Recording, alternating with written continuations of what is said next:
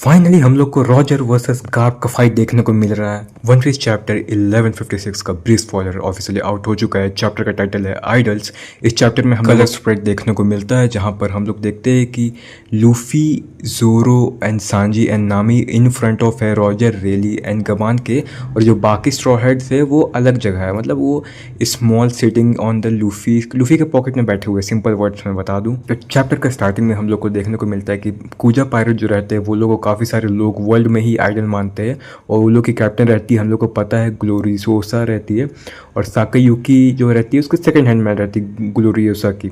और जो ग्लोरियोसा से ज़्यादा पॉपुलर अपना साकुयुकी जो रहती है, रेली की वाइफ जो रहती है, वो सबसे ज़्यादा पॉपुलर और ब्यूटीफुल रहती है।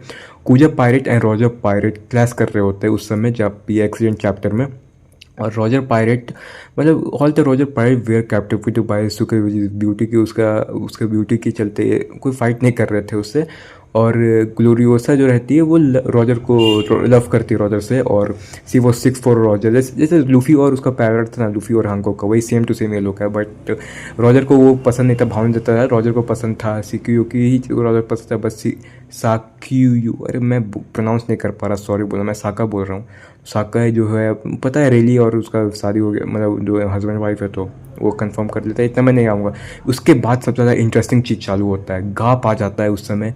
और गाप जैसे ही आता है, जो कूजा पैर रहता है वो लोग भाग ही रहते हैं, क्योंकि पता है गाप कितना पावरफुल है। और हम लोग को एक्चुअली में रॉजर वर्सेस गाप देखने को मिलता है।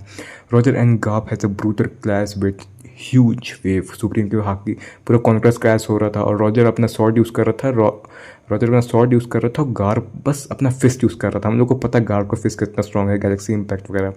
और उसके बाद हम लोग देखते हैं कि लोकी जो रहता है वो प्लान कर चुका हुआ रहता है कि जब रॉक्स दोबारा एल्बाफ आएगा तो वो रॉक्स पायरेट ही ज्वाइन करेगा।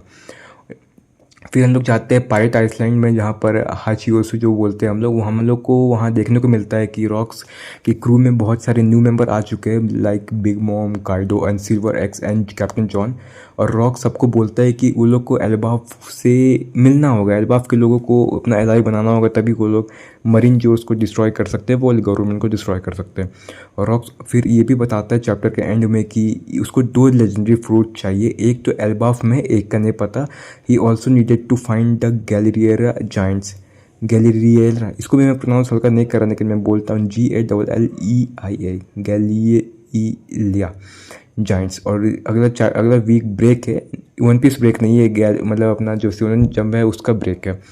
और इसी के साथ अपना स्पॉयलर तो एंड हो जाता है, लेकिन मैं फुल रिव्यू जल्दी ही लाऊंगा, जैसे चैप्टर का ब्रीफ स्पॉयलर से ज़्यादा फुल चैप्टर आउट होगा, तो काफ़ी ज़्यादा भयंकर चैप्टर है।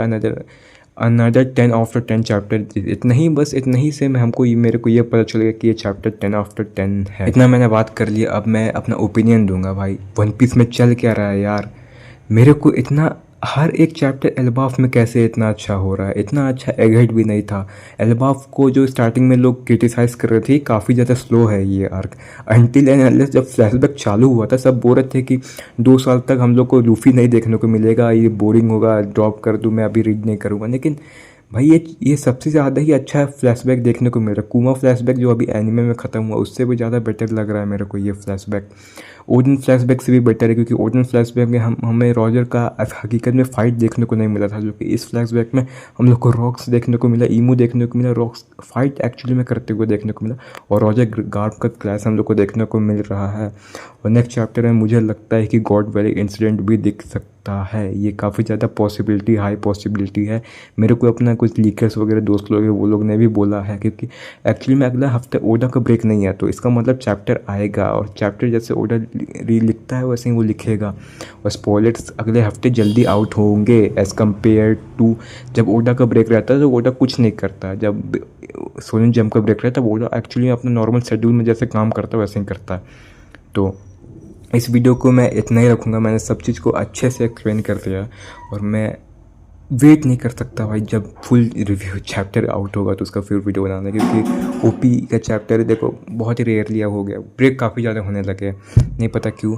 एनिमे भी काफ़ी ज़्यादा ब्रेक में जाने लगा, but it is what it is. Anime तो बैक आ चुका है। इस हफ्ते का एपिसोड तुमने देखा हो कितना अच्छा था, और नेक्स्ट वीक का एपिसोड और भी अच्छा होने वाला है क्योंकि हम लोग को फाइट देखने को मिलेगा। उसी में हम लोग को पूरा पंच देखने को मिलने वाला है कुमा का, जो कि बाकी सारे लोग कंप्लेन कर रहे थे कि पंच थोड़ा अंडरवेलमिंग है क्योंकि सैटर्न को पूरा घसीटते हुए नहीं दिखा गया, लेकिन वो नेक्स्ट एपिसोड के लिए, क्योंकि एनिमे ऐसे ही करता है, मांगा नहीं है। Thanks for